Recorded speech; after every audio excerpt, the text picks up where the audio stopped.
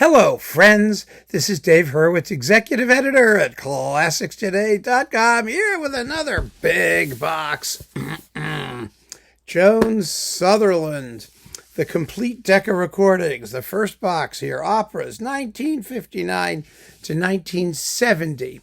Presumably, there will be another box of operas soon, and then maybe a box of recitals, even though the recitals have already been done. They were done by Australian Eloquence, if I'm not mistaken, but maybe Decca will do something. I have no idea how they're handling these things. They're so screwed up. You know, it's kind of funny to note that, well, it's a pity, actually, that she's sort of getting the cheapy treatment. You know, she deserves the deluxe treatment, the huge, magnificent, epic, spare no expense box, the glamour that is opera at its finest, you know, and all that stuff. But they're going cheap. She only gets a little box here, a little cube with tons of stuff in it. I mean, it's not like the gorgeous Maria Callas box, the last one with that red thing and the stuff and velvet and satin and God knows what. And even the Pavarotti box, you know, which was a big box and has some of the same stuff that's in here. You know, if you already have that one.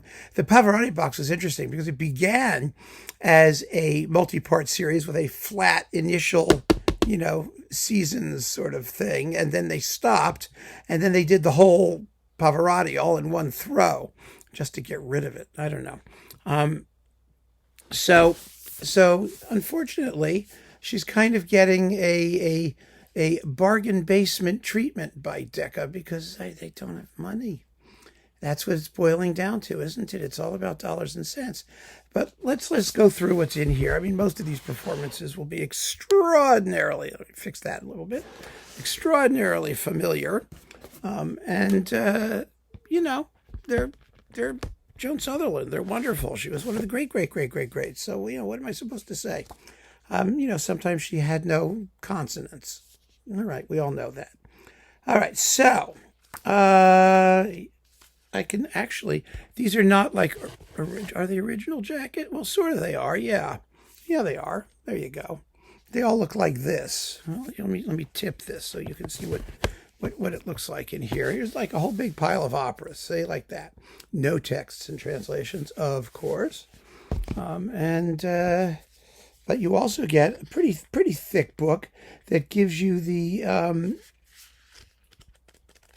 these things, you know, the track listings. That's what they're called, track listings. And there are, let's see, how many CDs are there in this particular pile? 47, it looks like. No, 49. Wait a minute. Yeah, 49 CDs. The Joan Sutherland edition of Forward by Richard Bonning. Okay, that's nice. It gives you some interesting stuff about, you know, what's going on with all this. And then an article about Sutherland herself.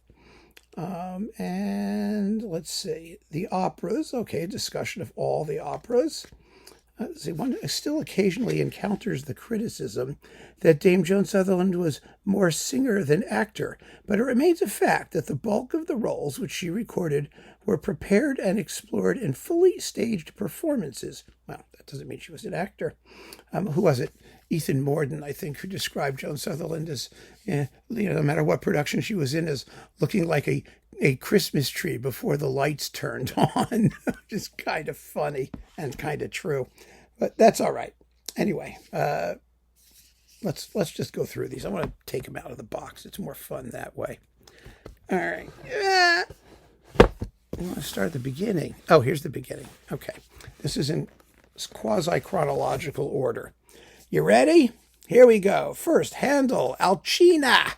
Well, I mean, this Alcina is as inauthentic as it's possible to get, but it's also fabulously well sung. It's just wonderful. It's Joan Sutherland, Fritz Wunderlich, Norma Proctor. Just some terrific singers here. And look at the awful WDR Cologne Broadcasts Deutsche Grammophon thing here. Well, there you go. Then we've got Acis and Galatea and Cat flopping around out there. Okay, so that's fun. With, let's see, who's this? Peter Pears, Joan Sutherland. Oh, look at us doing Owen Brannigan and David Gallagher and Thurston Darts on the harpsichord and Adrian Bolt's conducting. And ooh, it doesn't get more fusty and British than that, does it? Let's see. Don Giovanni. Let's see, which one is this? Don Giovanni with Gellini. Oh, the Gellini one. Wow. Yes. Was this licensed? This is the complete deck of recordings, but that's an EMI, right? Wasn't it?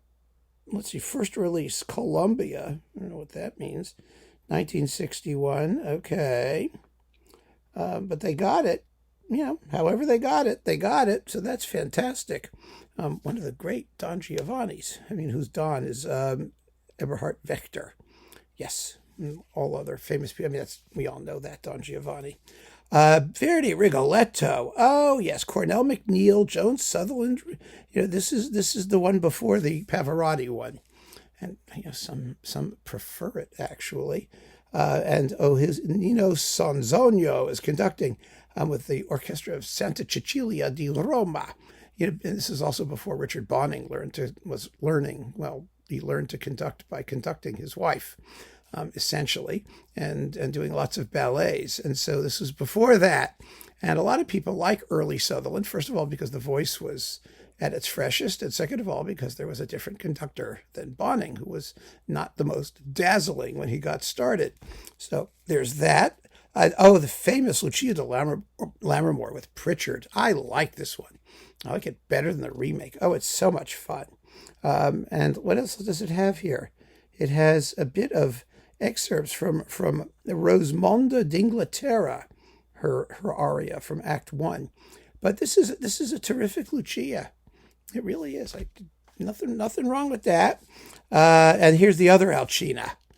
This is the original, the studio Alcina, because the first Alcina for doing Alcinas, what was the date? The first Alcina with Fritz Wunderlich and all those people.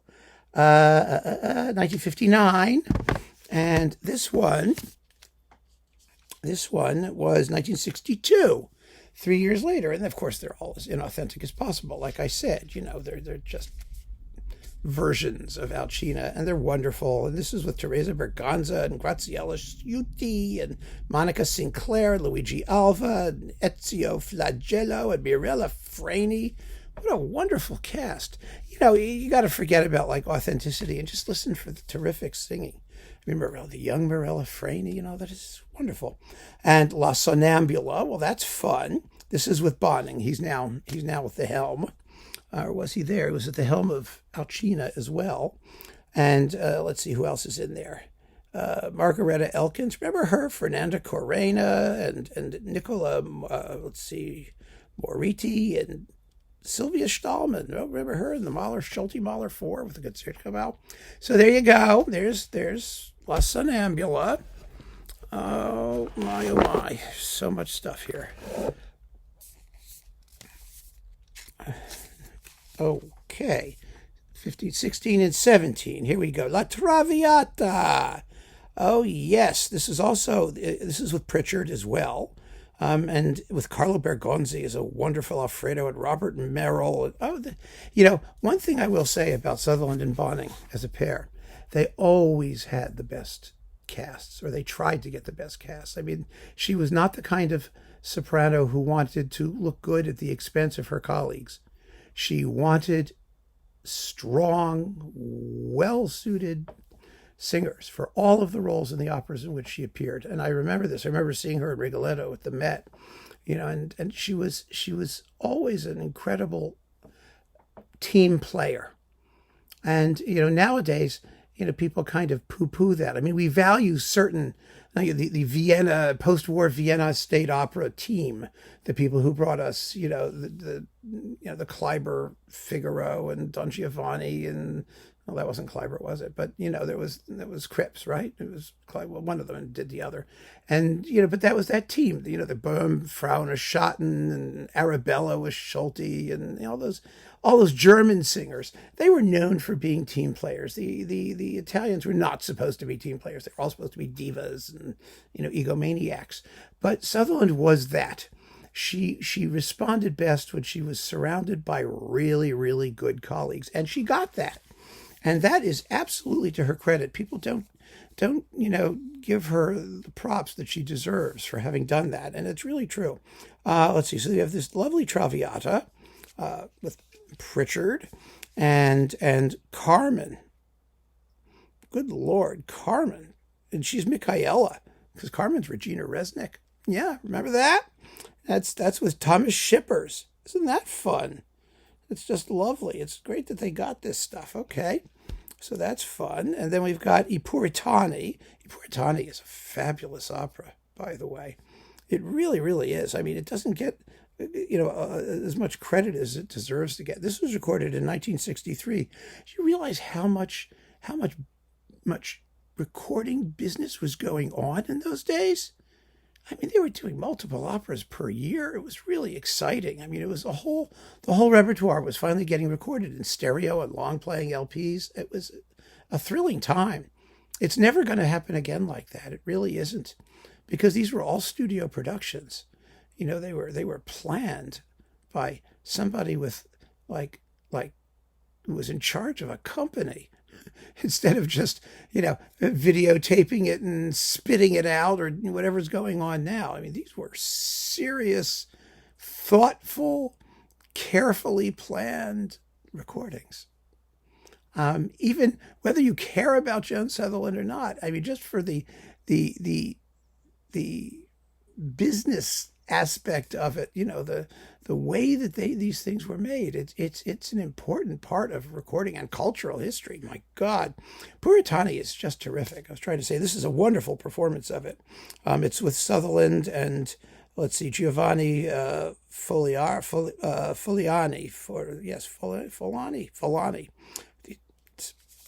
Again, you have this typeface, which is the same color. Can you see these names? You see that? Isn't that helpful? Teeny tiny print, which is like exactly the same color as the background they're printed on. It's enough to kill you. Ezio Flagello and Renato Capici and Pierre Duval and Piero de Palma and Margareta Elkins is back. So yes, Puritani is wonderful. What's this one? Arias from Handel's Julius Caesar, with Monica Sinclair, Marilyn Horne, Richard Conrad, trying to do the tenor parts, Margareta Elkins, and the castrato things and whatnot.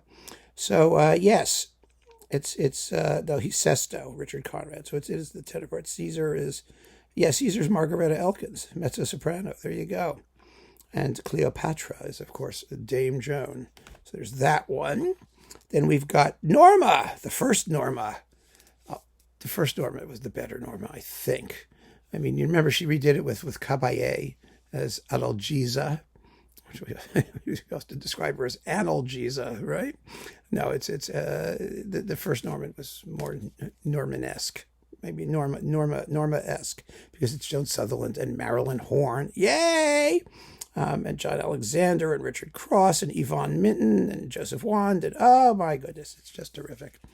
Then we've got Semiramide. I love Semiramide with Sutherland and Horne too, with Bel Raggio. And, oh gosh, it's just a scream fest. And it's a big, big opera. My goodness, it's, Wagnerian in length. And it's, Rossini wrote it for Vienna, pissed Beethoven off to no end. It's just fabulous. Let's see, what else have we got here? Beatrice di Tenda, Unusual Bellini. Yeah, there's the Christmas tree before the lights went on. So that's okay. And Gounod's Faust. This is with Franco Corelli and Nikolai Kierov and Joan Sutherland and Robert Messard and Margareta Elkins. Boy, was she around. Monica Sinclair. This was famous for having the most awfully pronounced French in the entire world. And everybody jumped up and down and carried on and screamed and yelled and shrieked because everyone wanted a great Faust. And this is as good a cast of singers as you're going to find to do it. But they couldn't sing in French. And, sometimes people care about those things. I don't especially, unless it's just embarrassing. Well, it almost was embarrassing, wasn't it? And also, I think Sutherland was in her consonantless phase. Although part of that was the fact that she was singing in French, where you don't have consonants anyway. I mean, why are people complaining? When you speak French, you generally leave out all the consonants and most of the vowels. I mean, it's fine. Giovanni Bononcini, Griselda. Some of these interesting, they're not complete operas, but they were like major scenes from lots of the operas, which is probably all you want to hear, unless you want like 52 hours of secco recitative. These were some of the more interesting and wonderful, aspects of her art, and they didn't stay in the catalog for very long. So that was really cool. And then we've got Graun, Montezuma. Remember this? Look at the cover. Oh boy. Yeah, isn't that just like psychedelic? It's so much fun. And Donizetti's The Daughter of the Regiment, one of her most successful revivals. It went really, really well. I mean, she never had shown much flair for comedy, actually, but she did really, really well because the cast was just fabulous too. It's with Pavarotti and Spiromalas and Monica Sinclair and all the usual Sutherland people, and they really did it up. They did it up, and it's in the original French, if I'm not mistaken. La fille de régiment, yeah. So that was really good. And Lacme, Lacme. Her Lacme also gets sort of, we had Mady Mess play, and then what's her name? Who also, Natalie Dessay, I don't know, well, someone later did it, and, they were more, with more Lacmeitude or something like that. But this was a wonderful, wonderful performance, and it revived a masterpiece. It's a great opera. Absolutely wonderful bit of, imperialist trash. And I just love every minute of it. And Delibes was a terrific composer. Tchaikovsky liked his ballets better than his own. I mean, he was really a good composer. Quality stuff. And this was a beautiful, beautiful performance. Who else is in it? Alan Vanzo and Gabrielle Bacquier and Jane Berbier and all those people. It's just, it's fun. It's so much fun. And Mozart's Don Giovanni. Oh yes, we have the other Don Giovanni. This is the Bonning Don Giovanni, where they restored like all of the ornaments and things like that. And it's really an interesting Don Giovanni. Donald Graham is, Leporello, James Sutherland. The Don is Gabrielle Bacquier, Clifford Grant, Werner Krenn, Pilar Loringar is Donna Elvira. Marilyn Horne is Zerlina. Isn't that a strange bit of casting? And Leonardo Monreal is Mazzetto, as in Batti Batti, that Mazzetto. And Joan Sutherland is Donna Anna. It's not your normal Don Giovanni, which actually is good, because why would you want a normal one when we have so many great normal ones? We want a nice abnormal one. Oh, that'll do it. And let's see, we have, the Huguenots, Les Huguenots. Oh, this was kind of a failure. They tried. Let's put it this way. Where is the rest of the Huguenots? Here it is. I was going to say, there's only 2 discs. It's like, there's got to be more of it. It's endless. Yeah, here it is. The whole thing on 4 discs. I mean, you don't get serious Meyerbeer operas, and in those days, you got them even less. So it was a bold effort. It really was. It does have Martina Arroyo in here as Valentine. Well, she's great. And you've got Sutherland and Huguette Tourangeau and Nikolai Guslev and Gabrielle Bacquier again and Bacquier and those people. And so, Kiri Takanawa is the maid of honor when she was like 7 or something like that. I mean, the casting is wonderful, but it was a, I don't know. It was a performance. I remember when I first heard it, and I just thought to myself, there's got to be more here. And Meyerbeer often leaves that impression, of course, but there is more there. It has to do with, you have to sort of throw caution to the wind and just like shriek and scream your head off the whole time. And, this was a bit of a cautious performance. That's what made it, I think, a little bit less successful than it needed to be. But the singing as such is quite good. And last but not least, CDs 48 and 49, Donizetti, L'Elysée d'Amore. Oh, it's so lovely. Goodness gracious. It's beautiful, and it's with Sutherland and Pavarotti, so it was in the Pavarotti box. And, you probably have it, and that's fine. So there you go. That is the first box up through 1970 of Joan Sutherland. I mean, really, when you look at it, taking it in toto, whatever complaints one may have about Sutherland, and they should be fairly minimal, I would think. And we all know what her strengths and weaknesses were. They've been discussed ad nauseum. She was one of the greatest, and this is an incredible legacy. It's not just an incredible legacy, as I said, of like great singing and great casting and wonderful singers. It's a journey of discovery of a repertoire that was largely, unmined. A lot of it was unmined. The baroque stuff, the really kind of incredible. So if you don't have this, I would prefer this certainly over the Pavarotti stuff, for the stuff that has Pavarotti, because you get more Sutherland, who I think was a much more important singer. And what can I say? It's an essential thing for anyone who cares about great singing and the history of recording in the 20th century and the bel canto opera school and repertoire and the French romantic repertoire. And she did so much. She did just so much. She was incredibly talented, and she used that talent for the betterment of humanity. I kid you not. So keep on listening, friends. Thanks so much for joining me. Take care.